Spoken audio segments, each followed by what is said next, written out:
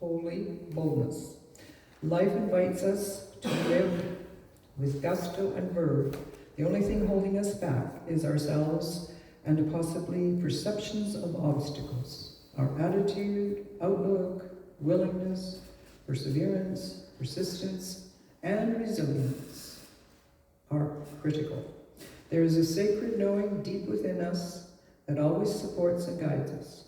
Combined with courage, tenacity, and keen inner listening, this innate knowing will deliver us from and through anything.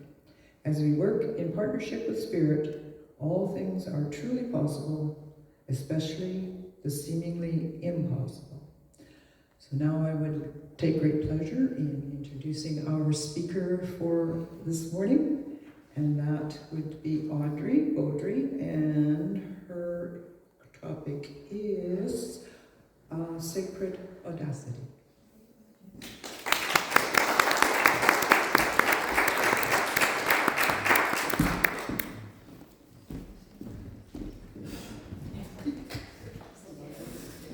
When the title came up, I thought, April doesn't know in advance what the titles are. Audacity and Audrey. Not lost on me. So, grand rising, everybody. Today's talk is about something both deeply personal and universally transformative, grand audacity. This is about the choice we make in our lives and how those choices shape our experience. Life presents us with countless opportunities, and it's up to us to seize them with boldness and courage. We can choose to live large or small, and our experiences reflect those choices. Today, or really any day for that matter, is an opportunity to make any necessary adjustments to achieve a different outcome in life. Life invites us to live with gusto and enthusiasm. The only thing holding us back is ourselves and our perception of obstacles. Consider Mala Yousafzai, who, despite extreme circumstances, found a way to move her sacred mission forward. If she could achieve this greatness, so can we. A cornerstone of the Science of Mind teaching is the quote, "Change your thinking, change your life." Our attitude, outlook, willingness, perseverance, persistence, and resilience are critical. So I was talking in the Beyond Limits class a couple weeks ago about a book I'm reading called The Circle Maker by Reverend Mark Batterson. So it's about praying circles around your biggest dreams and your big fears. So the start of chapter 1 is young children dancing in a downpour, like it was the first rain they had ever seen, because it was. Adults opened their mouths to the sky, taking in raindrops like they were libations. As they were. Adults opened their mouth. It hadn't rained for more than a year. So raindrops in this moment were like diamonds falling from the sky. This is the day the legend of the Circle Maker was born. It was in Jerusalem, the 1st century BC. And they had a devastating drought threatening to destroy a whole generation. The generation before Jesus. The last of the Jewish prophets had died off nearly 400 years before, and miracles were a distant memory that seemed like false memories. They had felt God was nowhere to be heard. But there was one man, an eccentric sage. Do we get sometimes considered eccentric by our friends? I say that with my high squeaky voice. That means something in our house, but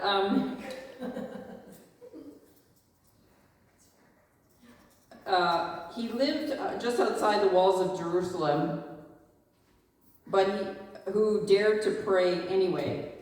His name was Honi. And even though the people could no longer believe in God, he believed that God could still hear them. So as we know, when rain is plentiful, we don't think about it. But during drought, it's an only thought. And Honi was their only hope. Famous for his ability to pray for rain, it was this day he would earn the title Circle Maker. So with a 6-foot staff, Honi began to turn and draw in the sand a circle. His circular movement was rhythmic and methodical. He never looked up as the crowd looked on. He was praying as he was walking the circle. It seemed like hours, but it was really seconds. Honi stood inside the circle he had drawn, and then he dropped to his knees and raised his hands to heaven. With the authority of a prophet, Honi called down the rain. The words sent a shudder down the spines of all who were within earshot that day. It wasn't just the volume of his voice, it was the authority and tone, not a hint of doubt. The prayer didn't originate in the vocal cords, but like water from an artesian well, the words flowed from the depth of his soul. His prayer was resolute yet humble, confident yet meek, expectant yet unassuming. Then it happened. As his prayer ascended to the heavens, raindrops descended to the earth. An audible gasp swept across thousands of congregants who had encircled Honi. Every head turned upward at the first raindrops parachuting from the sky, but Honi's head remained bowed. The people rejoiced over each drop, but Honi wasn't satisfied with the sprinkle. Still kneeling in the circle, Honi lifted his voice over the sound of celebration. Not for such rain have I prayed, but for the rain that will fill cisterns, pits, and caverns. The sprinkle turned into a torrential downpour that eyewitnesses said no raindrops were smaller than the size of an egg. It rained so heavy and steadily that the people fled to the Temple Mount to escape the flash floods. Honi stayed and prayed inside his protracted circle. Once more he refined his bold request. Not for such rain I prayed, but for rain of your favor, blessings, and graciousness. Then, like a well-proportioned sun shower on a hot and humid August day, which we've all experienced, it began to rain calmly, peacefully. Each drop was a tangible token of God's grace. And they didn't just soak the skin, they soaked the spirit with faith. Before, it had been difficult to believe. After that day, the day, it was impossible not to believe.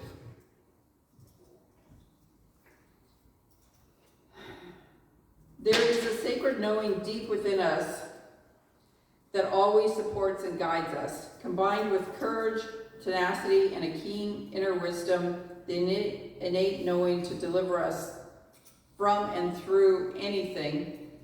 As we work in partnership with Spirit, all things are truly possible, especially the seemingly impossible.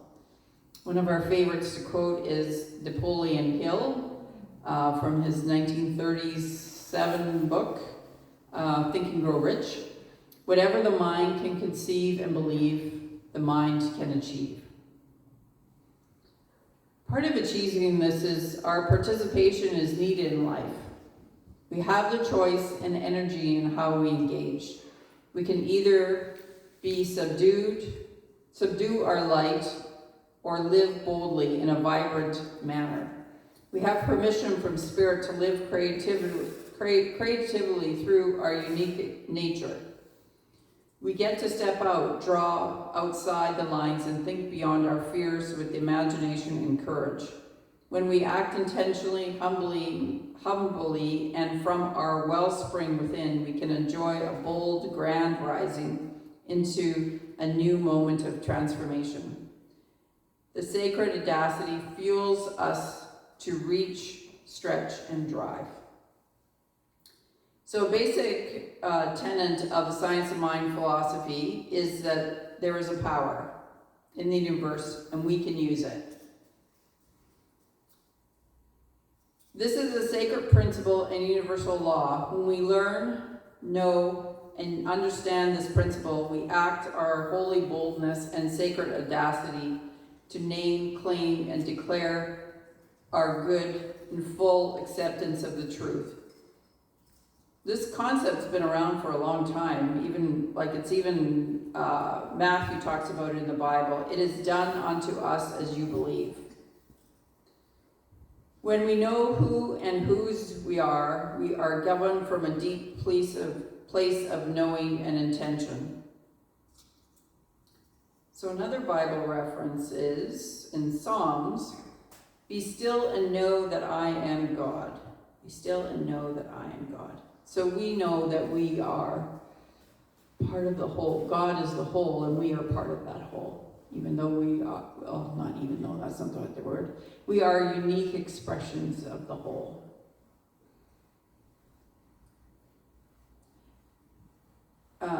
Knowing we can tap into the divine power within us, we govern with assuredness that this power works every time, even better than we hoped. Our faith grows and overcomes our doubts. We walk with greater confidence, certainty, and faith that good is imminent. As our inner landscape melds with the beliefs of first cause, outer effects demonstrate our affairs to cause with these beliefs. Our faith grows and expands as we participate in the law of circulation, abundance, and manifestation. So back to Malala Yousafzai that I talked about in the beginning, and I probably butchered her name. Once I tell the story, you'll know who I'm talking about. She was born in Pakistan in 1997. Growing up, she lived in an area where the Taliban had control, and their impression banned girls from attending school. Despite these dangers, Malala was passionate about education and believed every girl had a right to learn. At the age of 11, she started writing for the BBC under a pseudonym, sharing her experiences of living under the Taliban rule and her thoughts about education. Her courageous words brought global attention to the plight of girls in Pakistan, and she became a symbol of resistance and hope. Malala's sacred audacity truly shone in 2012 when she was intentionally shot in the head by a Taliban gunman on her way home from school. Most of us would have been silenced by this, but Malala's inner courage and spiritual resolve only grew stronger, and after surviving the attack and enduring a long recovery, she continued her advocacy with even more determination. About a year within the year, she spoke at the United Nations on her 16th birthday, delivering a powerful speech that called for worldwide access to education. She said, "One child, one teacher, one book, one pen can change the world." So this encapsulates her belief in the transformative power of education and her audacious spirit. So in 2024, she became the youngest ever recipient of the Nobel Peace Prize, recognizing for her struggle against suppression of children and young people and for the right of all children to education. Her journey is a testament to sacred audacity. Her life illustrates how deep spiritual conviction, coupled with courage and bold action, can bring about significant change and inspire millions worldwide. Her story reminds us that even in the face of immense challenges, our inner strength and connection to higher purpose can guide us to achieve seemingly impossible things. So part of the conversation I had in class was I was at a loss for what my biggest dreams are to pray around. I am grateful to say that a couple of things have come into view recently, and for me, it is for me to see which direction I will go. And it's bigger than planning a party, I'll tell you that. When I'm talking to myself, I say things like, "Hey Audrey, it's time to put on your big girl panties and just do it." I use that phrase a lot, actually. It takes inner courage to act boldly. We must overcome fears and inhibitions like, what will people think of me? Can I really do this? We need to examine our judgment about what makes something bold or not. Sometimes we are culturally socialized to think certain actions are unacceptable. By whose standards? Social acceptable ideas. So, as you know, Barb and I have been giving each other grand rising messages every morning. And this week I was sort of texting at the same time my son, and it was feeling especially grand that morning at like 9 a.m., I guess. And so I meant to send Barb like a text about how great things were, but I sent it to my son. And he's like, "Who talks like that?" I'm like, "Well, for one, me, but okay." He's, the cloud that follows him around is getting lighter gray. We're working on it. So when we take a look and unpack our inner thinking, we learn what's really there. So ask yourself, is what I want detrimental or harmful to others? Does it spark joy for me? These are the questions that can help you develop inner courage, holy boldness, and a sacred audacity for living. Sacred audacity allows us to do things we don't think we can. By tapping into our inner spiritual connection, we accomplish great things. It requires trust and faith, which needs to be developed and cultivated. Letting go of control and surrender to an invisible presence can be challenging. In this case, it's sort of like, whoa, I'm not ready. I know this is, the more we trust in the divine presence, the more we realize we're not imagining things. Like, this may be an inside comment, but like finding a box with $200 cash in it in your apartment that you didn't know you had. Some steps and small demonstrations can be testimonies to the power we're tapped into. This is how we develop sacred audacity, one step at a time. To quote the great Tony Robbins, right? If you are not living up to your greatest potential in any area of your life, you are settling. So as we ponder these words, let us spend some time in meditation and visioning. That's available here on the 30th. What is next?